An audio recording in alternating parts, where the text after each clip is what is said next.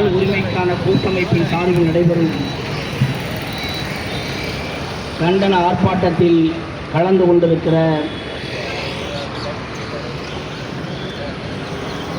அன்பு நிறைந்த தோழர்களே,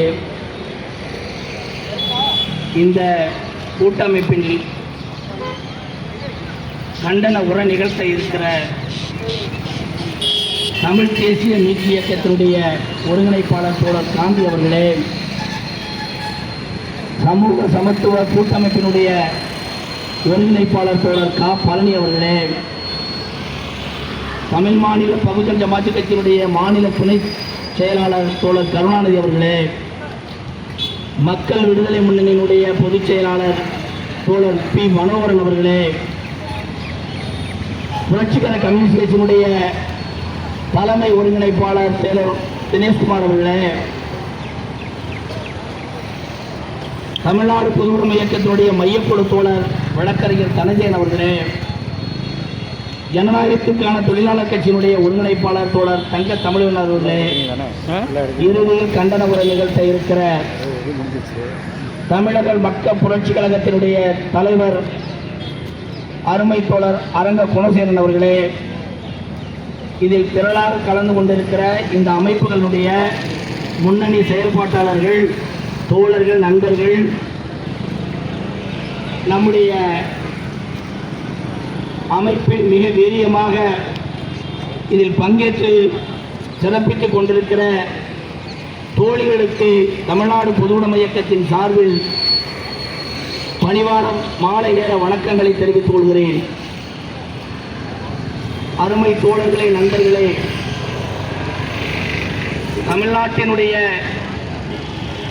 எதிர்கால வாழ்வாதாரம் என்பது நம் கண்முன்னாலே கேள்விக்குறியாகி இருக்கிற மிக மோசமான ஒரு சூழ்நிலை நாம் இருக்கிறோம். கனிவாக பல்வேறு அரசியல் கட்சிகள் கூறிக்கொண்டிருக்கிற காரியங்களை கருத்தில் கொண்டு இன்றைக்கு நிலவுகிற இந்த சூழல் மிக மோசமாக நம்முடைய உழைக்கும் மக்களையும் விவசாயிகளையும் பாதிக்கக்கூடிய பேராபத்தில் தமிழ்நாட்டு மக்கள் இருக்கிறோம் என்பதை புரிந்து கொண்டு செயல்படுத்த வேண்டிய, வீரியமாக செயல்பட வேண்டிய சூழலில் நாம் இருக்கிறோம் என்பதை புரிந்து கொண்டுதான் இன்றைக்கு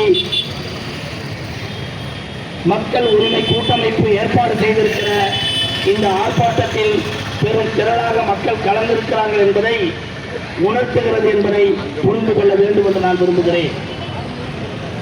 இன்றைக்கு நாம் பார்க்கிற இந்த காவிரி ஆறு ஏதோ சில நாட்களுக்கு முன்பாக இது ஏற்பட்டதல்ல. பல்லாயிரம் ஆண்டுகளுக்கு முன்னால் இயற்கையின் கனிம வளமான மழை நீர் கடலை நோக்கி வருகிற மிகப்பெரிய ஒரு இயற்கை சூழலை தந்து நமக்கு இப்பேற்பட்ட ஒரு வேளாண்மை குடியலாக நம்மை மாற்றி இருக்கிற இந்த சூழலை 10,000 ஆண்டுகளுக்கு முன்னால் இந்த நீரானது இந்த பகுதியில் இருக்கக்கூடிய சமதளத்தை சீர் செய்து பல்வேறு காலகட்டத்தில் உருவான பயிர்கள் எல்லாம் உரமாகி இன்றைக்கு கனிம வளமாக பல்வேறு நிலையில் மீத்தேன், பெட்ரோல், டீசல், நிலக்கரி என்று பல்வேறு கனிம வளங்களை உற்பத்தி செய்திருக்கிற மிகப்பெரிய ஆற்றலை இந்த ஆற்றிலே தந்திருக்கிறது.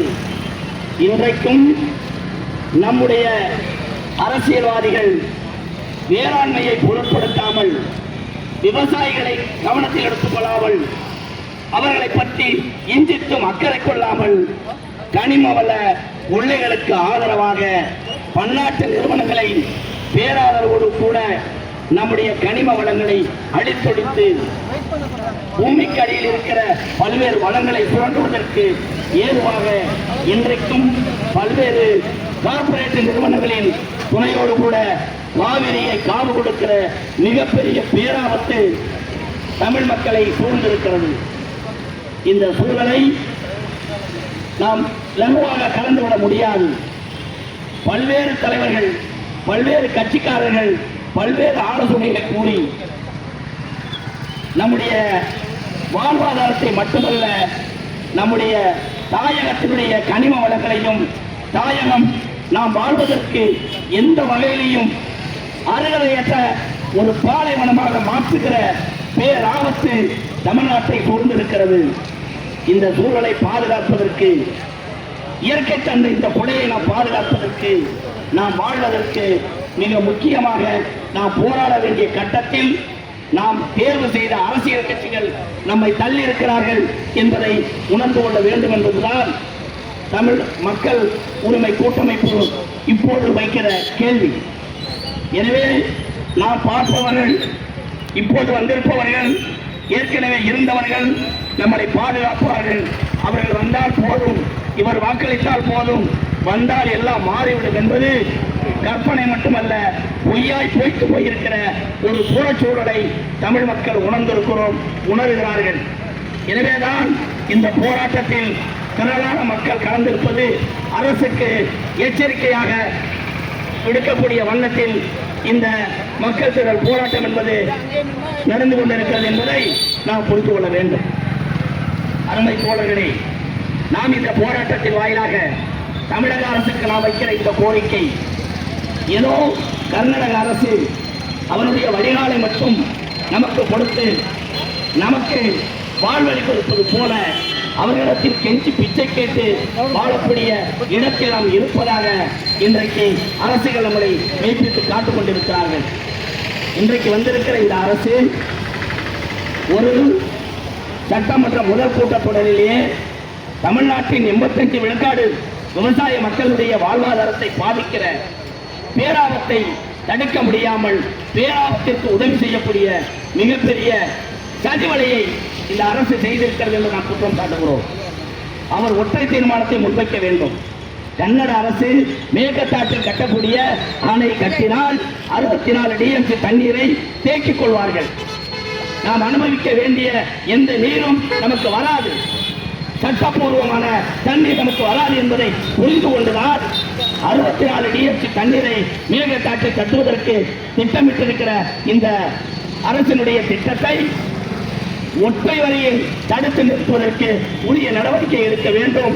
தமிழக மக்களும் தமிழக சட்டமன்றமும் இதை எதிர்க்கிறது என்று சொல்லுவதை விட்டுவிட்டு சூதாக சூழ்ச்சியாக எதிர்கட்சி தலைவர் கொடுத்த அந்த மீண்டும் ஒரு தீர்ப்பாயம் அமைக்க வேண்டும் என்பதை சேர்த்துக் கொள்கிறேன் என்று சொல்வது ஆளுங்கட்சியும் எதிர்கட்சியும் சேர்ந்து கொண்டு திட்டமிட்டு தமிழ்நாட்டு மக்களுடைய வேளாண்மையை அளிப்பது மட்டுமல்ல, கனிம வளத்திற்கு கனிம வளத்திற்கு கொள்ளை போவதற்கு பன்னாட்டு நிறுவனங்களுக்கு உதவி செய்கிற போக்கை வெட்ட வெளிச்சமாக சட்டமன்ற மூலியமாக தெரிவித்திருக்கிறார்கள்.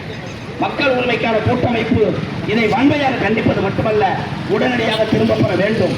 தமிழ்நாட்டு மக்களை பாதுகாப்பேன், தமிழ் மக்களுக்காக தான் நான் பணம் கொடுக்காமல் வெற்றி பெற்றிருக்கிறேன், நான் நேர்மையான ஆட்சி செய்வேன், எடுத்தவனை விடமாட்டேன், எடுக்கவும் விடமாட்டேன் என்று எடுத்தவனெல்லாம் சேர்த்துக் கொண்டால் என்ன செய்வீர்கள் என்ற கேள்வி எங்கள் மக்களிடத்தில் இருக்கிறது என்பதை தமிழக முதல்வர்கள் உணர்ந்து கொள்ள வேண்டும். நீங்கள் ஒன்றும் சலவை நிலை கடையில் வைத்திருக்கவில்லை.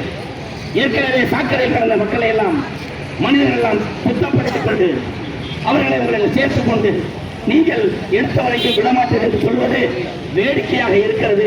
தமிழ்நாட்டு மக்கள் எப்போதும் கேமாளிகளாக இருக்க மாட்டார்கள், ஏமாளிகளாக இருக்க மாட்டார்கள் என்று எச்சரிக்கை உணர்வோடு இந்த நிகழ்ச்சியிலே கலந்து கொண்டிருக்கிற இந்த மக்களின் வாயிலாக சொல்கிறோம். தமிழ்நாட்டிற்கு எதிரான, தமிழ் மக்களுக்கு எதிரான இந்த சட்டமன்ற தீர்மானத்தை உடனடியாக திரும்ப பெற வேண்டும்.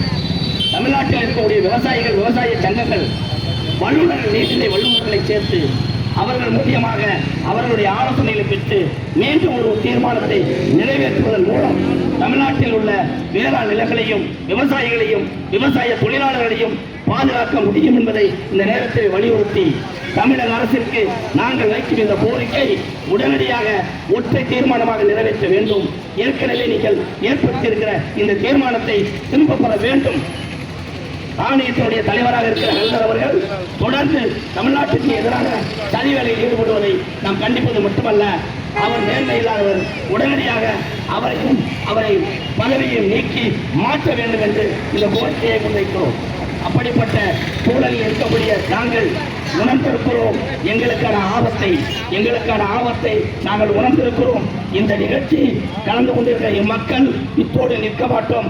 தொடர்ந்து மக்களை திரட்டி களத்தில் நின்று பேராபத்தை இந்த ஒற்றை தீர்மானத்தை நிறைவேற்றும் வரை இந்த தீர்ப்பு ஏற்கனவே ஏற்படுத்தியிருக்கிற தீர்மானத்தை திரும்ப பெற வரை தமிழ் மக்களுக்கான உரிமை கூட்டமைப்பு தொடர்ந்து போராடும், களத்தில் நிற்கும். அப்படிப்பட்ட போராட்டத்திற்கு தமிழ்நாட்டு மக்கள் விவசாயிகள் திரளாக கலந்து கொண்டு நம்முடைய உரிமையை மீட்க, காவிரியை காக்க வாருங்கள் என்று அன்போடு உங்களை கேட்டுக்கொண்டு தலைமை உரையை நிறைவு செய்கிறேன். நன்றி, வணக்கம்.